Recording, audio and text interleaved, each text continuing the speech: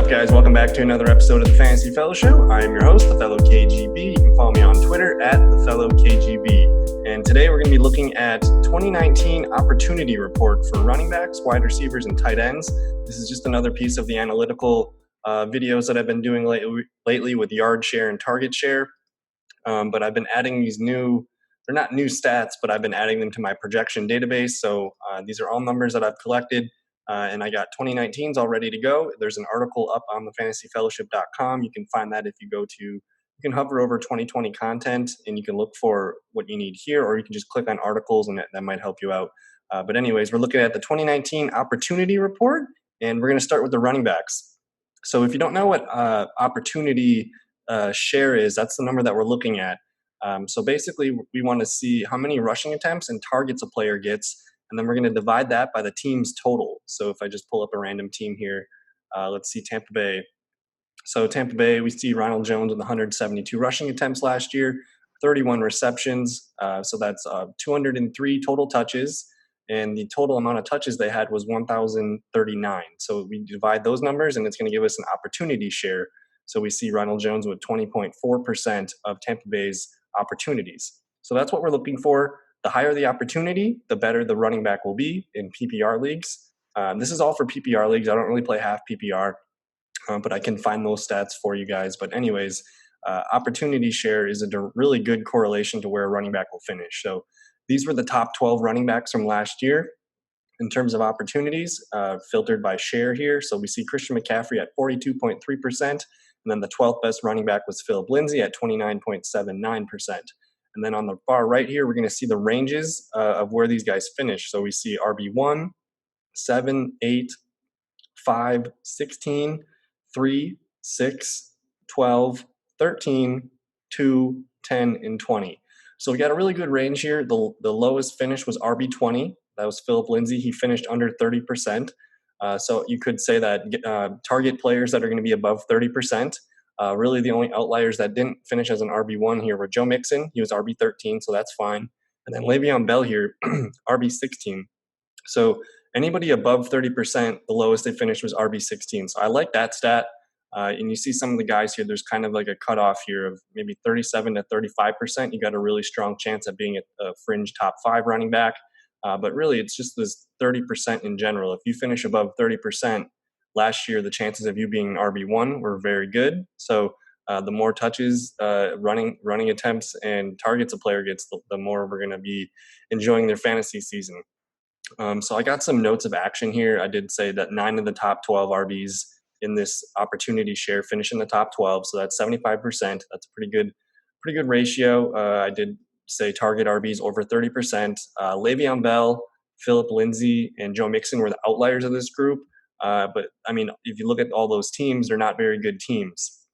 I know the Jets didn't have much of an offensive line last year. They missed Sam Darnold. There's just a lot of moving pieces there.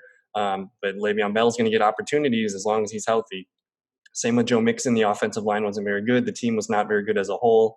And then Denver's offensive line struggled, and they struggled to score points too. So when you're thinking about your running back, you want to look for higher opportunities and the better offense. So that's going to be more useful for fantasy points. So you can go ahead and check out the rest of those, but let's just kind of scroll down here.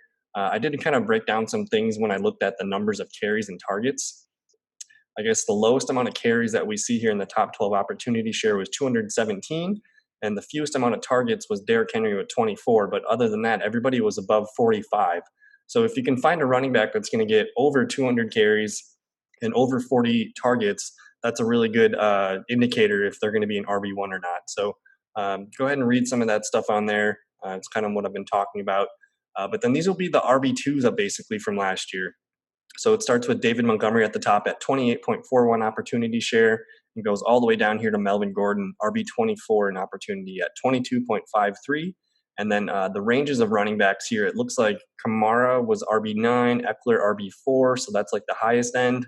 And then the lowest we see a running back finish in this group is RB32, Adrian Peterson. We get RB31 here, Sony Michel. So all these guys have a really, really good chance at being an RB2. So there's another kind of cutoff of percents here of over, you want to get a guy that's over 22%.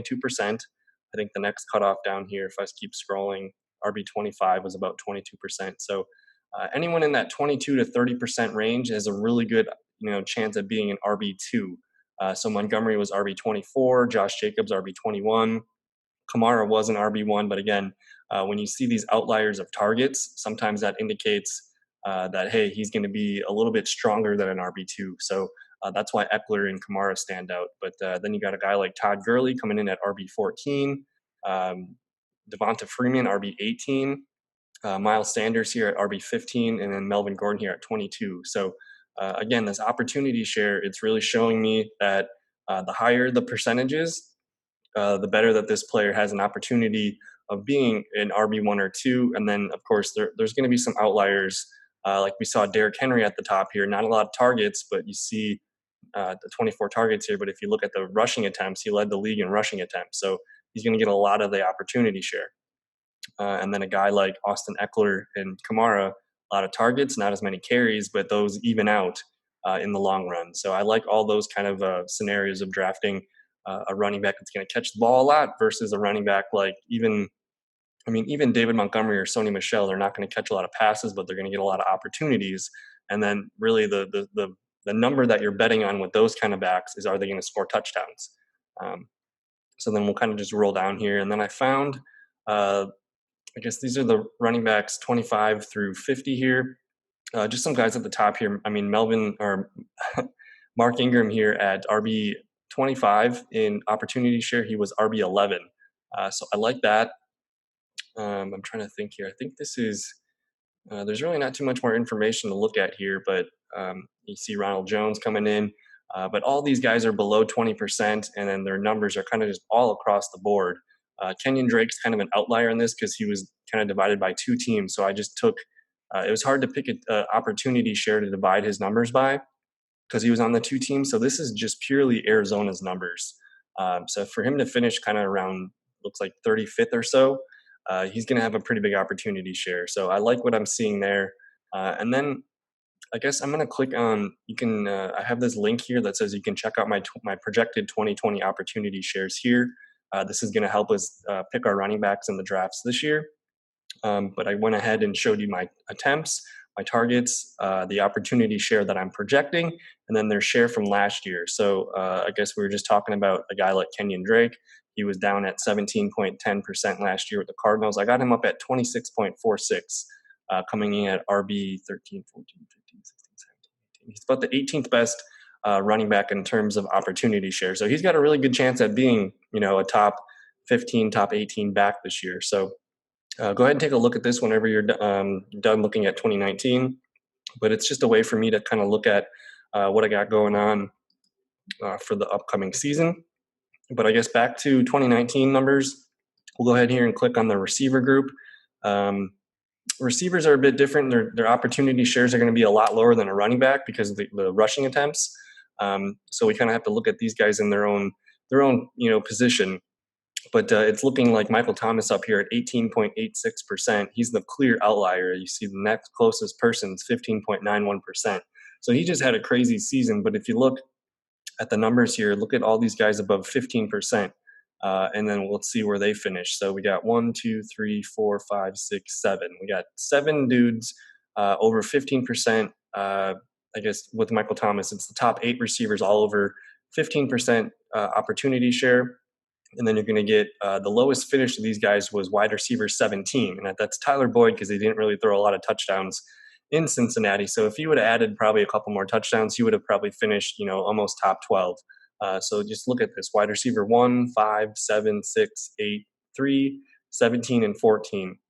And then even like Jarvis Landry here, he was really close to 15%, wide receiver 12.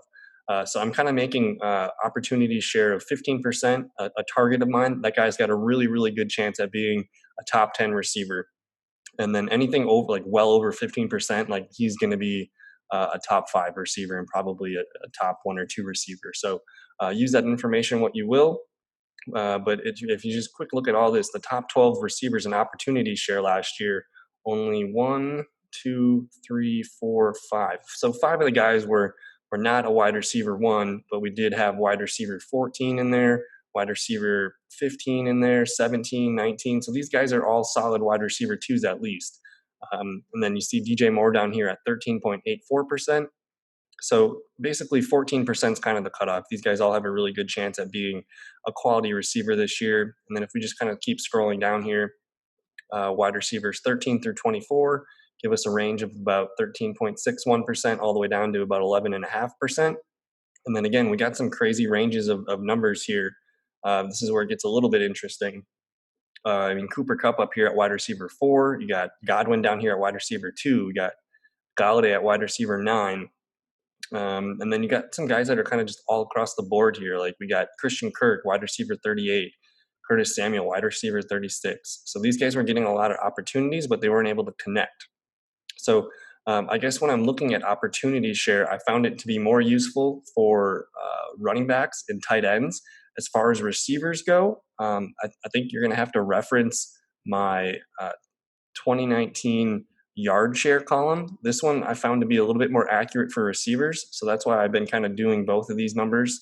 But if we were to look at the receiver group in terms of yard share, we're going to find a little bit more accurate finish in PPR leagues. So there's also a video that I did on this yard share document. So go ahead and check that out. But for opportunity share, I don't really know how much I like it for the receiver group.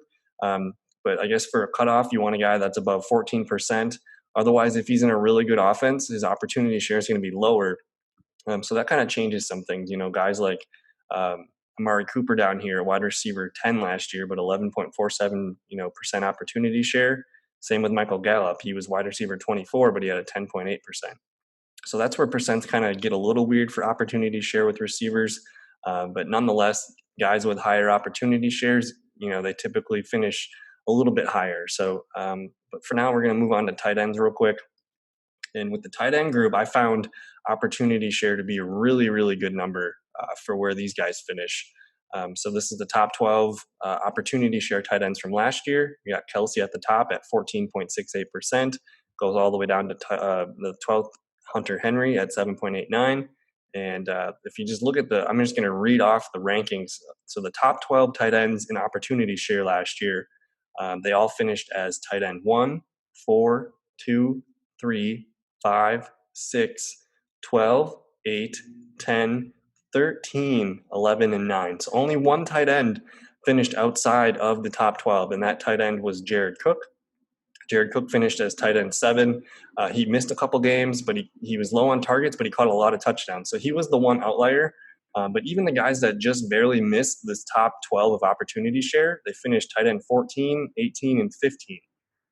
So really, this opportunity share is a really strong indicator as to where a tight end will finish. And because not a lot of tight ends are going to be rushing the ball very much, this is kind of like a target share number. So target share is also a good way to look at this. But as we see, man, 11 of the top 12 tight ends finished as tight end 1s in this stat. So that's a very helpful number for me to look at. And again, like you can find all of my 2020 projected opportunity shares right here, 2020 projected opportunity share.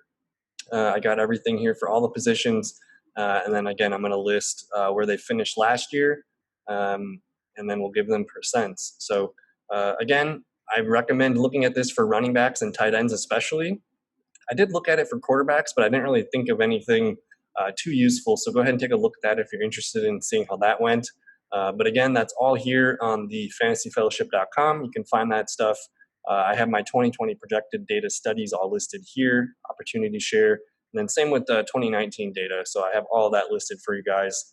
But I think that's going to do it for this video. If you haven't watched any of the other analytical videos I've been putting out, I highly recommend doing that.